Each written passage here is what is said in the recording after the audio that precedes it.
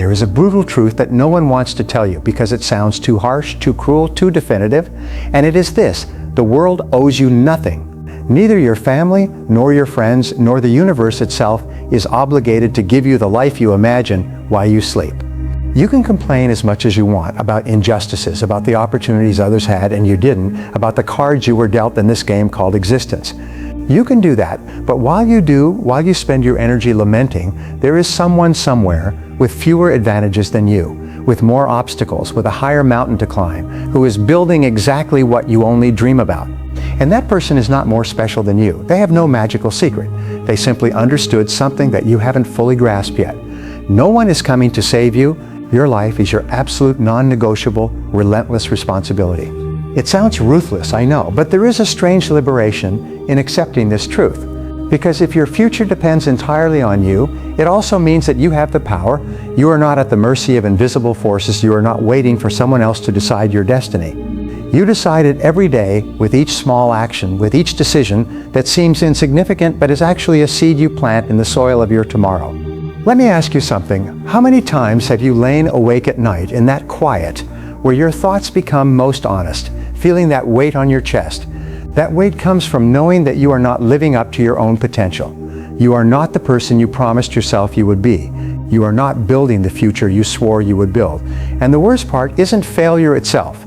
The worst part is knowing that the reasons you're not moving forward are reasons you invented yourself. Excuses dressed as reasonable explanations, fears disguised as prudence. Let's understand something fundamental about human nature. We are designed to seek comfort. Our brain has a basic survival mechanism that pushes us toward conserving energy. But we live in an era where the real scarcity isn't food or shelter for most of us. The real scarcity is meaning, purpose, the sense that our life matters. And here is the greatest irony. While we seek comfort to avoid pain, we end up creating the deepest pain of all, the pain of regret. The pain of looking back and asking ourselves what would have happened if we had been braver, more disciplined, more committed to our own promise. When I say work for your future, I'm not talking about a marathon of suffering. It's about understanding that every moment you don't invest in becoming someone better is a moment lost forever. Time is the only truly limited resource we have. You can earn more money, make more friends, learn new skills, but you cannot get back the time that has already passed.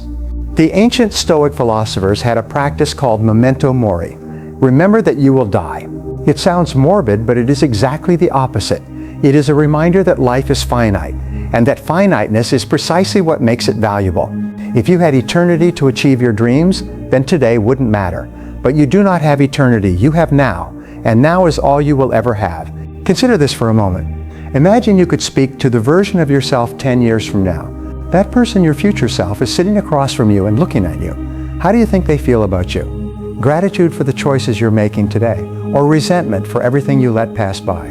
That future self will eventually exist and will be the direct result of what you do or don't do in this very moment. There is a vast difference between working hard and working with purpose. I've met people who exhaust themselves working, who are busy every second of the day, but are essentially running on a hamster wheel movement without direction, effort without strategy. Then I've met others who seem to have more time, who seem calmer, yet achieve more in a month than others do in a year. The difference isn't luck, it's clarity. When you improve yourself, when you commit to your own growth, something extraordinary happens. Not only do you change, but everything around you changes. Humans are not isolated islands. Your energy affects others. Your mediocrity does too. When you settle, when you surrender to a smaller version of yourself, you betray not only yourself, but everyone you could have inspired, helped, or elevated if you had been more. But there is something more important than all of that. When you work on improving yourself, when you commit to excellence, you do it for your own inner peace. There is a type of suffering that is inevitable in life: loss, illness, uncertainty. But there is another type of suffering that is completely avoidable. The suffering that comes from knowing you could have given more and didn't. Studies on regret are fascinating. When researchers ask older people about their greatest regrets, they rarely talk about things they did. They talk about things they didn't do, the risks they didn't take, the conversations they never had, the dreams they abandoned without even trying. The human psyche can forgive failure, but it cannot forgive cowardice. Being successful, that phrase has become empty for many. It's associated with money, status, material things.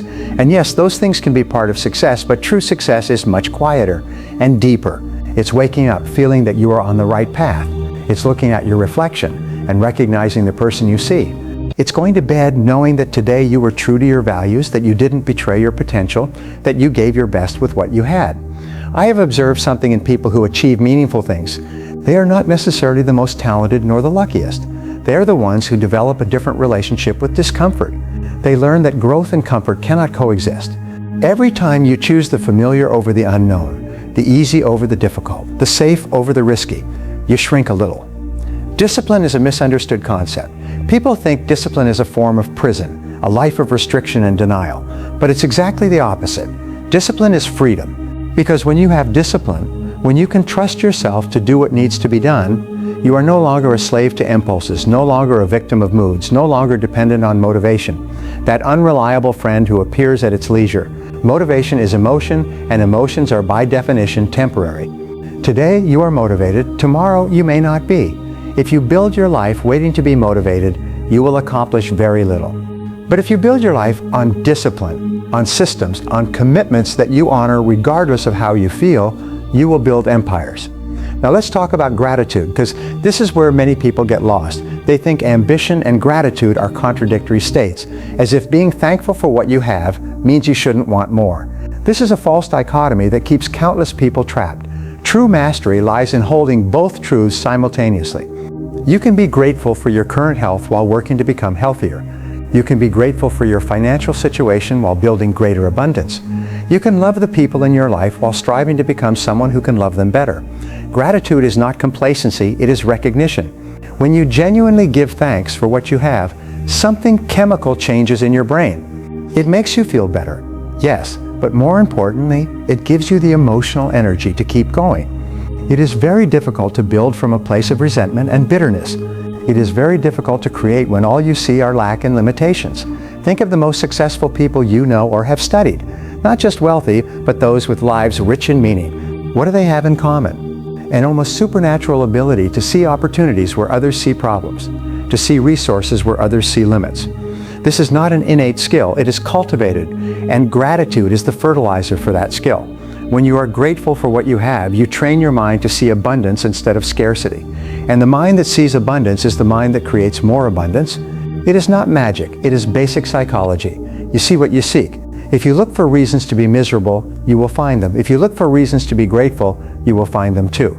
The difference is not in circumstances, it is in perspective. But gratitude without action is just sentimentality. True gratitude drives you to do more with what you have. If you are grateful for your health, you take care of your body. If you are grateful for your relationships, you invest time in them. Authentic gratitude is active, not passive. Your future is not a destination you will reach eventually if you wait long enough. Your future is something you are building right now with every decision, every habit, every thought you allow to inhabit your mind. It is like a building constructed brick by brick. You don't see the progress immediately, but one day you look back and realize you have built a cathedral or a shack, depending on which bricks you chose to lay each day.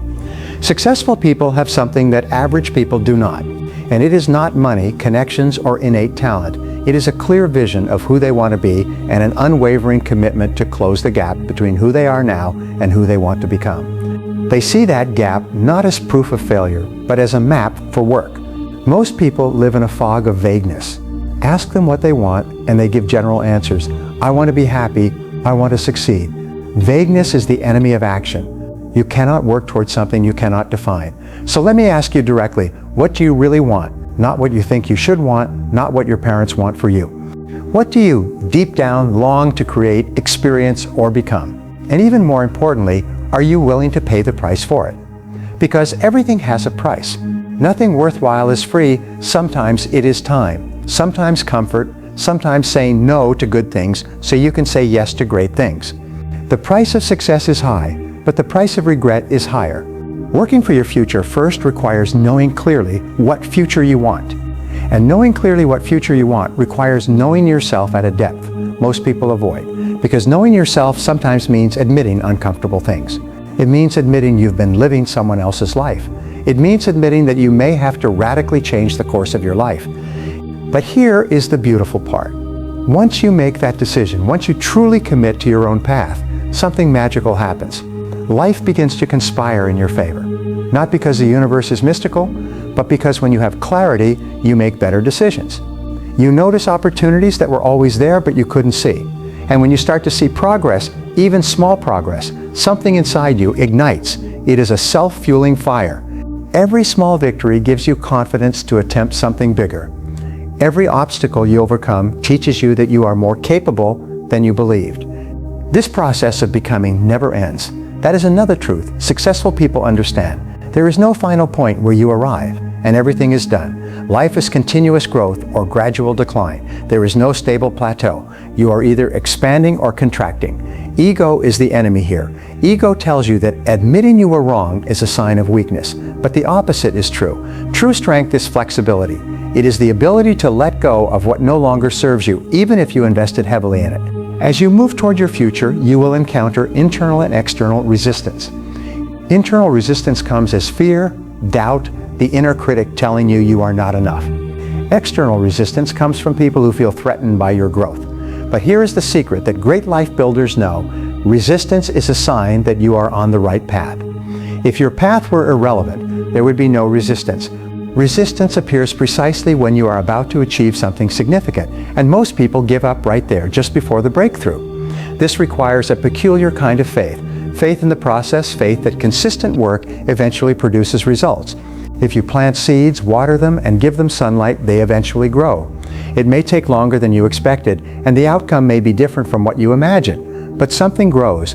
The problem is we live in a culture of instant gratification. We want results now, and when results don't come in a week, a month, or even a year, we assume it won't work and we quit. But things that are truly valuable take time to build.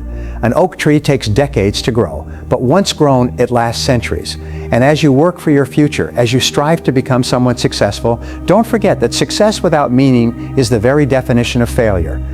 I have met wealthy people who are miserable. I have met famous people who are empty inside. True success includes inner peace, meaningful relationships, a sense of contribution to the well-being of others. If you achieve all material things but lose these, you gain nothing. So yes, work hard. Yes, be ambitious. Yes, pursue your dreams with everything you have, but do it in a way that is sustainable. Do it in a way that does not require you to become someone you would despise. Your future depends on you. This is the most liberating and terrifying truth at the same time. Liberating because it means you have the power. Terrifying because it means you cannot blame anyone else if it doesn't turn out as you want. Your responsibility is total and absolute. And that responsibility, though heavy, is also your greatest gift. So start today, not tomorrow, not Monday, not when everything is perfect. Take a step today, even a small one, even an imperfect one, because a step in the right direction is infinitely better than the perfect paralysis of not taking any step. And that small step, compounded day by day, week by week, year by year, will take you to places you cannot even imagine right now. This is your only chance in this life. There is no rehearsal. Everything counts. Every moment is the actual performance. So act as if it matters, because it matters more than you can understand right now.